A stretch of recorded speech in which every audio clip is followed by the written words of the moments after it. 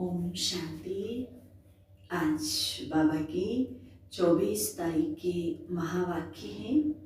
बाबा ने कहा, मीठे बच्चे, अभी तुम ऐसी दुनिया के मालिक बनते हो जहां कोई हद नहीं।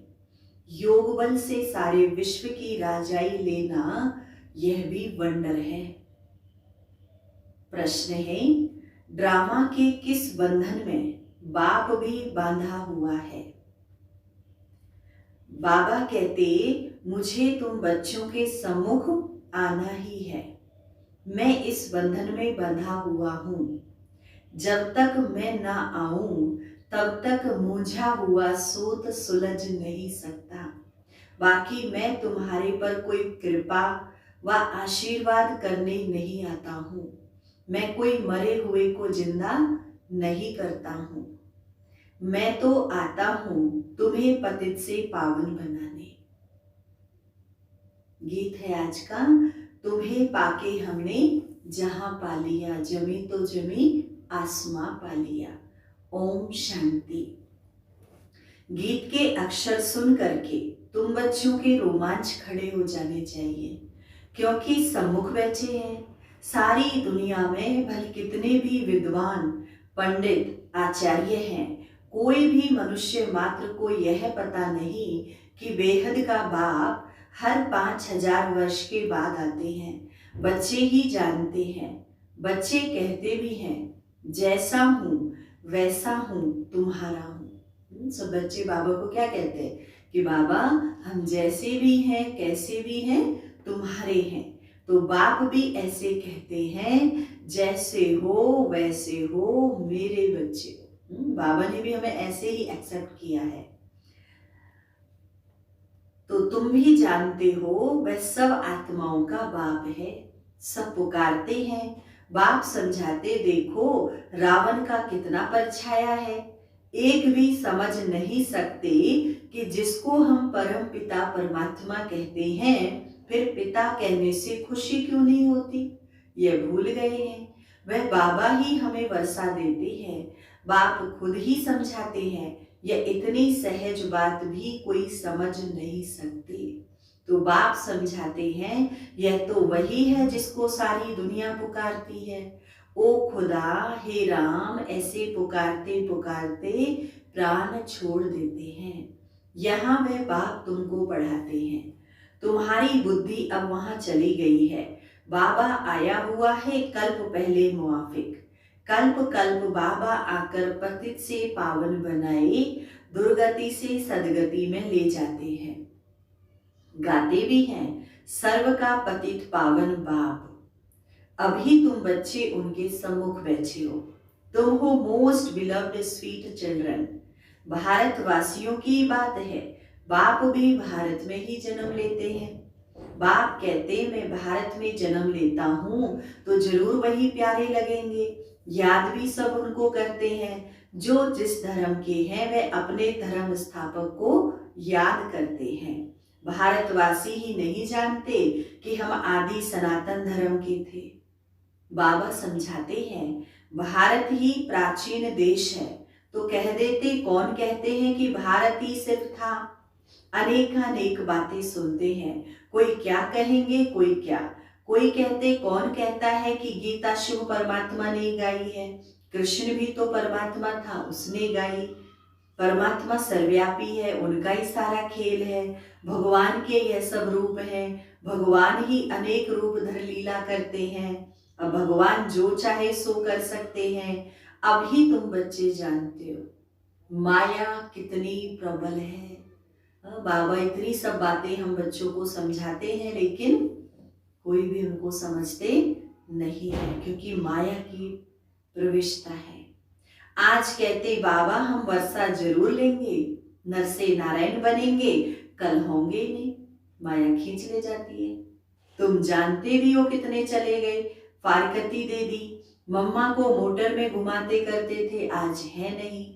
ऐसे अच्छे अच्छे भी माया के संग में आकर ऐसा गिरते हैं जो एकदम नीचे पड़ जाते हैं। जिन्होंने कल्प पहले समझा है वही समझेंगे। आजकल दुनिया में क्या लगा हुआ है, और तुम बच्चे अपने को देखो क्या बनते हो। यहाँ हदें लगी हुई हैं। गीत सुनाना, कहते हम ऐसा वर्षा लेते जो हम सारे विश्व के मालिक बन जाते। आज मुरली का गीत कौन सा? तुम्हें पाके हमने जहां पा लिया, जमी तो जमी आसमां पा लिया, जहां कोई हदें नहीं है। और आज की दुनिया में क्या है, कितनी हदें लगी हुई हैं।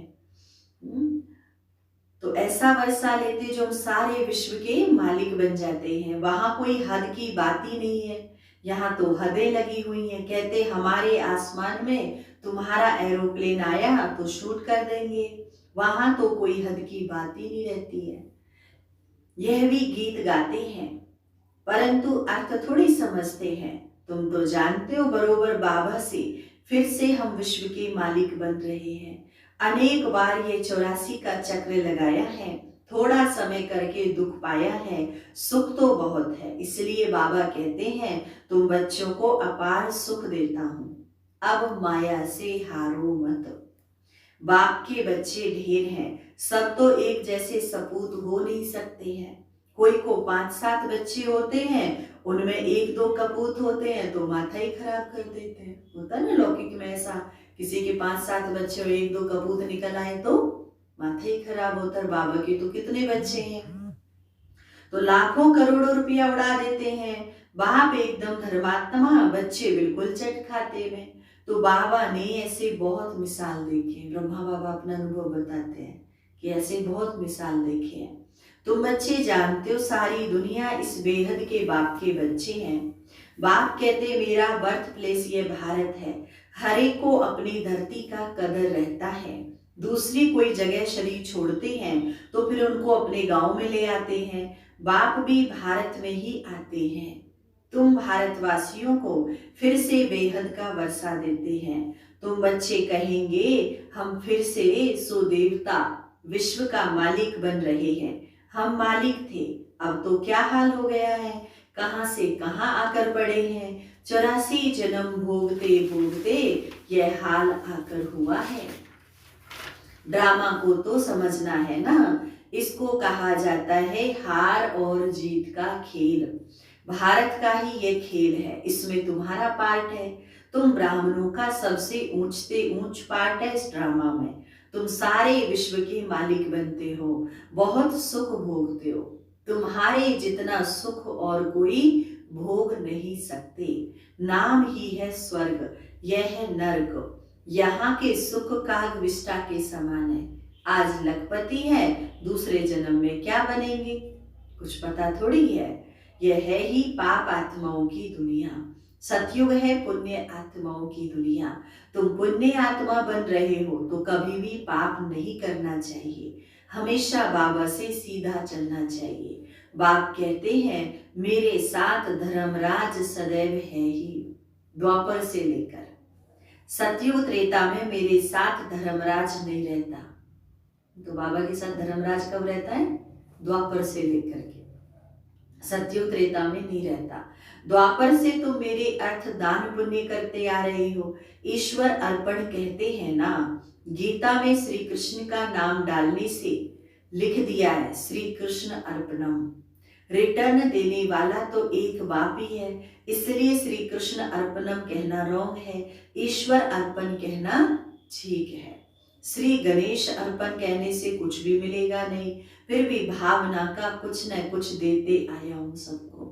देने वाली तो वो निराकार शक्ति है, तो इसलिए लेकिन हम भक्ति में जिसमें भी भावना रखते हैं तो परमात्मा हमें उस भावना का फल देते आए हैं। तो बाबा कहते कुछ न कुछ जैसी जिसकी भावना ऐसा फल देता आया हूं।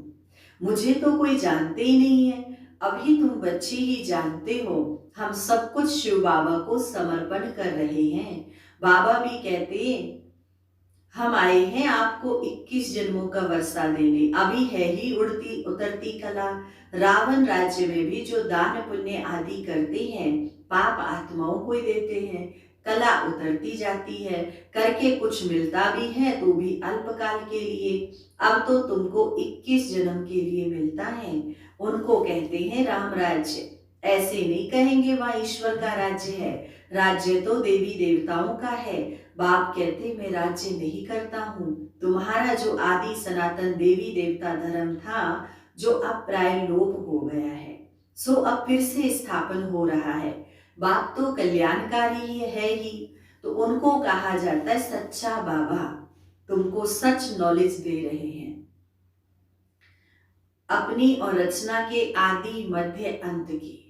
बाबा तुमको बेहद की हिस्ट्री ज्योग्राफी सुनाते हैं, कितनी जबरदस्त कमाई है। तुम चक्रवर्ती राजा बनते हो, उन्होंने फिर वह हिंसा का चक्र दे दिया, स्वदर्शन चक्र। असल है ये ज्ञान का चक्र, परंतु ये ज्ञान तो प्राय लोप हो जाता है। तुम्हारे ये मुख्य चित्र हैं, एक तरफ त्रिमूर्ति, दूसरे तरफ झाड़ और चक्र। बाबा ने समझाया है, शास्त्रों में तो कल्प की आयु लाखों वर्ष लिख दी है। सारा सूत ही मुरझा हुआ है। बाप के सिवाय कोई से सूत सुलझ नहीं सकता। बाप सम्मुख खुद आए हैं, कहते मुझे ड्रामा अनुसार आना ही पड़ता है। मैं इस ड्रामा में बंधा हुआ हूँ। यह हो नहीं सकता कि मैं आऊं ही नहीं। ऐसे भी नहीं कि आकर मरे हुए को जिंदा कर दूं या कोई को बीमारी से छुड़ा दूं। बहुत बच्चे कहते बाबा हमारे पर कृपा करो, लेकिन यहाँ कृपा आदि की बात नहीं है। तुमने मुझे इसलिए थोड़ी बुलाया है कि आशीर्वाद करो, हमें कोई घाटा ना पड़े। तुम बुलाते ही हो, हे पतित पावन आओ, दुख हरता सुख करता आओ। तो शरीर के दुख हरता तो डॉक्टर लोग भी होते हैं। मैं कोई इसलिए आता हूं क्या? तुम कहते हो नई दुनिया स्वर्ग के मालिक बनाओ व शांति दो। ऐसे नहीं कहते कि हमारी बीमारी से आकर अच्छा करो। हमेशा के लिए शांति व मुक्ति तो मिल न सके, पाठ तो बजाना ही है। जो पीछे आते उनको शांति कितनी मिलती है, अभी तक आते रहते हैं। इतना समय तो शांति धाम में रहे हैं ना। ड्रामा अनुसार जिनका पाठ है वही आएंगे, पाठ बदल नहीं सकता। बाबा समझाते हैं शांति धाम में तो बहुत बहुत आत्माएं रहती हैं जो पिछाड़ी में भी आती हैं। ये ड्रामा बना हुआ है, पिछाड़ी वालों को पिछाड़ी में ही आना है। ये झाड़ बना हुआ है, यह चित्र आदि जो बनाए हैं सब तुमको समझाना है। चित्र और भी चित्र निकलते रहेंगे, कल्प पहले मिसल ही निकलेंगे। 84 का विस्तार झाड़ में भी है, ड्रामा चक्र में भी है। अब फिर सीढ़ी निकाली है। मनुष्य तो कुछ भी जानते नहीं, बिल्कुल ही जैसे बुद्धू हैं। अब तुम बच्चों की बुद्धि में है। परम पिता परमात्मा जो ज्ञान का सागर, शांति का सागर है, वह हमको इस तन द्वारा पढ़ा रहे हैं। बाप कहते मैं आता ही उनमें हूँ जो पहले पहले विश्व का मालिक था। तुम भी जानते हो, बरोबर हम भी ब्रह्मा द्वारा ब्राह्मण बनते हैं। गीता में तो ये बातें हैं नहीं। बाप कहते ये खुद ही नारायण की पूजा करने वाला था। ब्रह्मा बाबा स्वयं ही वो नारायण की पूजा करते थे, ट्रेन में भी मुसाफरी करते थे, गीता पढ़ते थे। मनुष्य समझेंगे यह तो बड़ा धर्मात्मा है, अभी तो वह सब बातें भूलते जाते हैं। फिर भी इसने गीता आदि पढ़ी है ना। बाबा कहते मैं ये सब जानता हूँ। अभी तुम विचार करो कि हम किसके आगे बैठे हैं। जिससे विश्व के मालिक बनते हो, फिर उनको तुम घड़ी घड़ी क्यों भूल जाते हो? बाप कहते तुमको 16 घंटा फ्री देता हूं, बाकी अपनी सर्विस करो। 8 घंटा बाबा को याद करो तो कितने बच गए 24 में से 16। तो बाबा कहते 16 घंटे में अपने काम धंधे सब करो, नींद भी करो, अपनी सर्विस करते हो गोया विश्व की सर्विस करते हो। इतना पुरुषार्थ करो, जो कर्म करते कम से कम 8 घंटा बाप को याद करो। अभी सारे दिन में 8 घंटा याद कर नहीं सकते हैं। वह अवस्था जब होगी तब समझेंगे ये बहुत सर्विस करते हैं, कि 8 घंटे हम कर्म करते समय भी बाबा की याद में रहे। ऐसे मत समझो बहुत सर्विस करते हैं, भाषण बहुत फर्स्ट क्लास करते हैं, परंतु योग बिल्कुल नहीं है। योग की यात्रा ही मुख्य है। बाप कहते सिर पर विकर्मों का बोझा बहुत है, इसलिए सवेरे उठकर बाप को याद करो। 2 से 5 तक फर्स्ट क्लास वायुमंडल है। सुबह 2 बजे से लेकर 5 बजे तक का समय बहुत अच्छा होता है। तो 2 बजे उठे तो 5 बजे तक फिर योग करना है, 3 बजे उठे तो फिर 5 बजे तक, 4 बजे उठे तो 4 से 5 ऐसे। लेकिन 2 से 5 बजे का जो समय है वो बाबा ने कहा विशेष, उसमें वायुमंडल बहुत अच्छा होता है। आत्मा रात को आत्माभिमानी बन जाती है, जिसको नींद कहा जाता है। इसलिए बाप कहते जितना हो सके बाप को याद करो। अब बाप कहते हैं मन मना भव, यह है चढ़ती कला का मंत्र। अच्छा, मीठे मीठे सिक्के लदे बच्चों प्रति माता पिता बाप दादा का याद प्यार और गुड मॉर्निंग। रूहानी बाप की रूहानी बच्चों को नमस्ते। हम रूहानी बच्चों की रूहानी बाप दादा को नमस्ते नमस्ते नमस्ते। धारणा के लिए मुख्य सार, बाप से सीधा और सच्चा होकर चलना है। कल्याणकारी बाप के बच्चे हैं, इसलिए सर्व का कल्याण करना है, सपूत बनना है। कर्म करते भी कम से कम 8 घंटा याद में जरूर रहना है। याद ही मुख्य है, इससे ही विकर्मों का बोझ उतारना है। वरदान है आज का, पुरुषार्थ शब्द को यथार्थ रीति से यूज कर सदा आगे बढ़ने वाले श्रेष्ठ पुरुषार्थी भव। कई बार पुरुषार्थी शब्द भी हार खाने में व असफलता प्राप्त होने में अच्छी ढाल बन जाता है।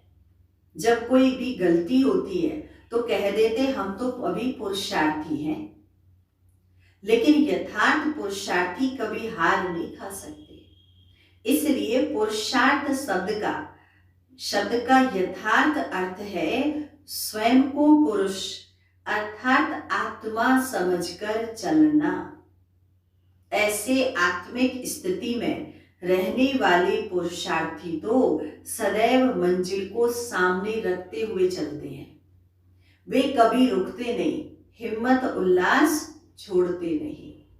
स्लोगन है, मास्टर सर्वशक्तिमान की स्मृति में रहो, यह स्मृति ही मालिकपन की स्मृति दिलाती है।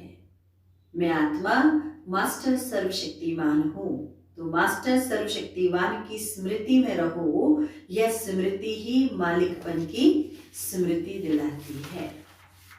सार्थ आज की मुरली का, अभी तुम ऐसी दुनिया के मालिक बनते हो जहां कोई हद नहीं।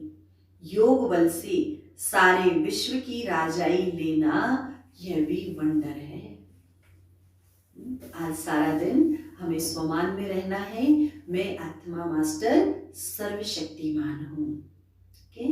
ओम शांति।